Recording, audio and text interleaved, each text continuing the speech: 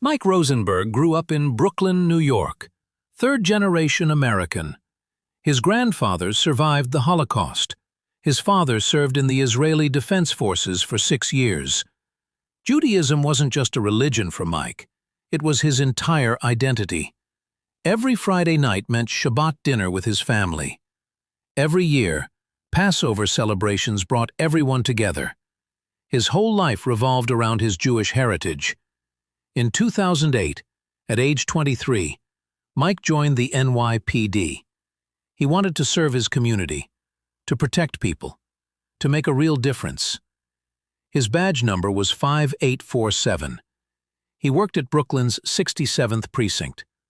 For 15 years, Mike was one of the most respected officers on the force. He walked the same streets every day, responded to countless calls, built a reputation as someone people could trust. He thought he had everything figured out. He was completely wrong. October 7th, 2023. Mike woke up to his phone exploding with notifications. Breaking news from Israel. An attack. Casualties mounting. The world watching in horror. Like millions of Jews worldwide, Mike felt the pain immediately. The anger, the fear. He called his family in New York. He checked on friends who had moved to Israel. He spent hours glued to the news. His heart was shattered, but then something completely unexpected happened in the days that followed. Mike noticed his Muslim colleagues at the precinct were devastated too. Officer Ahmed, his partner for 3 years, approached him with red, swollen eyes. "Mike, I'm so sorry for what happened," Ahmed said, his voice breaking.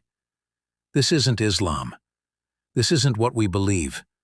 We condemn this violence with every fiber of our being. Those people don't represent us." Mike stood there frozen, confused. His entire life he'd been told that Muslims celebrated attacks on Jews, that they hated Jewish people, that they were the enemy. But here was Ahmed, his partner, his friend, the man who'd saved his life twice on duty, standing in front of him with tears streaming down his face. That night, Mike sat alone in his apartment. Ahmed's words kept echoing in his mind. This isn't Islam. For the first time in his life, Mike questioned hours turned into days turned into weeks. Mike couldn't stop reading. He read the Quran. He watched Islamic lectures. He studied Islamic history, and what he found shattered every belief he'd held. He discovered that Islam honored Moses as one of the greatest prophets, that Muslims believed in the Torah, that the Quran spoke of the children of Israel with deep respect. He read verses that left him speechless. The Quran said, "And we certainly gave Moses the scripture, and followed up after him with messengers." Another verse said, "O children of Israel, remember my favor which I have bestowed upon you, and that I preferred you over the worlds." Mike sat back in his chair completely stunned. This wasn't what he'd been told. This wasn't the enemy he'd imagined.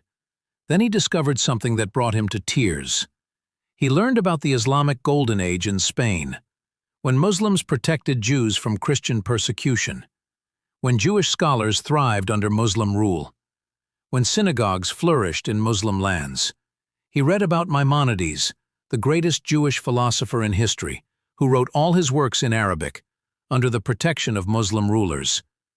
He discovered Saladin, the Muslim leader who reconquered Jerusalem in 1187, and immediately invited the Jews back, after they'd been banned for 88 years by Christian crusaders. Mike buried his face in his hands. Tears poured down his cheeks. "How did I not know this?" he whispered to the empty room. "How did nobody tell me?" But the biggest shock was still coming. One evening, Ahmed invited Mike to dinner at his home. Mike hesitated. He'd never been to a Muslim household before, but something pushed him to accept. Ahmed's family welcomed him like he was one of their own. His wife prepared a feast. His children asked Mike about being a police officer. His elderly mother held Mike's hand and prayed for peace. After dinner, Ahmed's father, a retired imam, sat with Mike. "You have questions," the old man said gently. "I can see it in your eyes." Mike nodded. "I've been reading about Islam, about history, about the Quran. But I'm confused. If Islam teaches all this respect for Jews and Christians, why is there so much conflict? The Imam smiled sadly.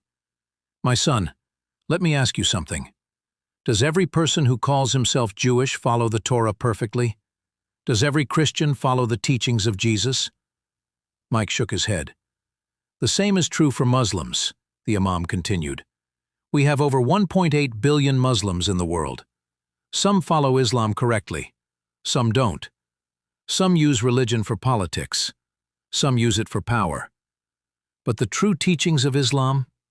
They're in the Quran. And the Quran commands us to be just, even with our enemies.